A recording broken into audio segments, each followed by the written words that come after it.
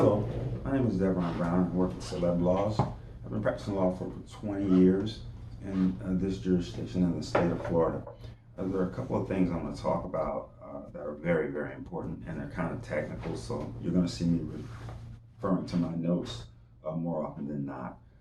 This presentation is about any foreign person that wants to purchase a U.S. Property. Some of the things that you must really pay attention to are the acronyms.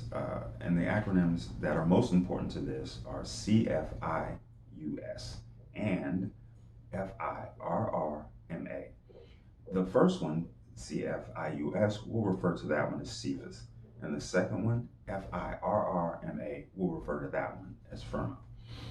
One of the things you need to know is that in 1975, through executive order, there was the permission for the president to review any investments in the United States, which in the judgment of the committee, and we'll get to that a little bit later, might have major implications on the United States national interest.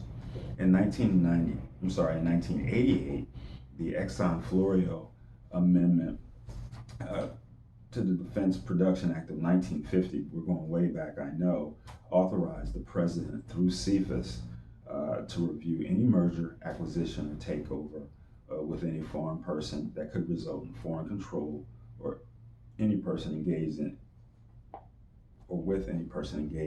interstate commerce in the United States. In 2007, the Foreign Investment and National Security Act codified then the CFIUS rules. In 2018, there was a very important change to CFIUS, and that is through the Foreign Investment Risk Review Modernization Act. And that's an important act. We'll call that one, as I stated before, we'll call it FIRRMA. And that expanded the CFIUS's authority by authorizing CFIUS to review certain, even passive, non-controlling investments by foreign parties in U.S. businesses and real estate transactions.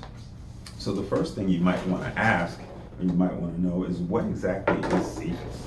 Now, CFIUS, CFIUS, what it stands for is the Committee on Foreign Investment in the United States. And this is going through several changes, so you're going to have to just bear with me. What gives CFIUS the authority to operate? Well, CFIUS operated pursuant to Section 721 of the Defense Production Act of 1950. Agencies make up this committee. Well, there are several. There's the Secretary of Treasury with his staff, the Department of Justice, the Department of Homeland Security, the Commerce Department, the Department of Defense, the State Department, the Department of Energy, the Office of the U.S. Trade Representative, make sure I'm not leaving any out, the Office of Science and Technology Policy, and there are two non-voting members in this committee, and that's the Director of National Intelligence as well as the Secretary of Labor. Now, even with that, there are White House offices that will also participate from time to time if the subject matter dictates. But again, this committee is very, very large and expansive, and their reach is very large and expansive as well. The day-to-day activities of CFIUS are covered by the Department of Treasury staff. So if you want to buy a U.S. company and you're a foreign person or a business or an agent of a foreign person or a foreign national, you would have to file a submission to CFIUS to see if that transaction would be allowable. Which transactions can CFIUS review? Any transaction where a foreign person invests in a business that is involved in critical technology, critical infrastructure, or sensitive personal data. And what we would call that is a TID U.S. business that deals in technology, critical infrastructure, or personal data of U.S. citizens. And they would call those a TID company, or TID for short.